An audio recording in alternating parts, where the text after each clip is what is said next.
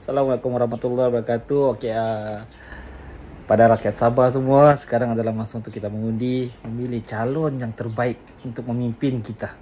Okey, untuk mentadbir negeri kita ni.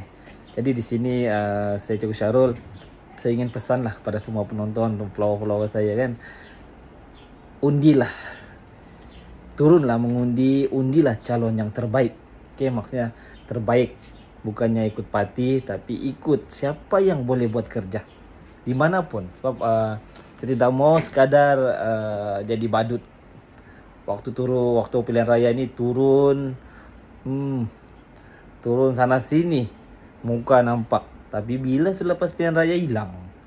Di tempat masing-masing kita tahu lah siapa yang sentiasa bersama dengan rakyat, bersama dengan penduduk, yang sentiasa memberikan sokongan. Okey, satu lagi, jangan disebabkan isu-isu yang tidak sepatutnya kita percaya bulat-bulat. Kita kena kaji. Rakyat Sabah sekarang bijak. Dan kepada penyokong orang-orang yang tidak berkaitan tu, terutama yang menyebarkan, yang membuat statement tentang Gadin ni apa semua tu, waktu ni tolong jangan cipta satu benda yang boleh menyebabkan keuruhara. Sebab sana sini kita dengar isu ni. Ya, kami rakyat Sabah bukan macam itu. Kami sekarang bijak menilai, insyaAllah.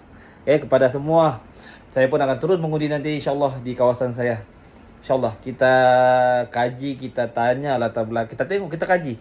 Kadang-kadang ada pemimpin yang memang bukan pilihan raya, waktu pilihan raya dia tetap dengan diri dia sendiri. Kita pilih yang begitulah. Bijaklah. Jangan yang sudah kita nampak sudah terpalit dengan ini isu masih disokong, itu masalah. Okey. Jadi kita pilih yang bekerja, yang memperjuangkan hak kita, kawasan kita. Kalau terutama jalan raya ni lah. Penat mau balik Ladatu pun saya memang pening kepala. Tempat tu bukannya sekali dua kali pilihan raya, banyak sudah, tapi tetap buruk. Janganlah kita kekalkan yang begitu. Kita cari yang boleh memperjuangkan jalan raya, isu air semua ni kan. InsyaAllah. Apapun, mengundi dengan bijak dan jangan cipta huru-hara, kekacauan di tempat kita ni. Okey, terutama yang daripada luar datang ke Sabah ni. Tolong jaga mulut.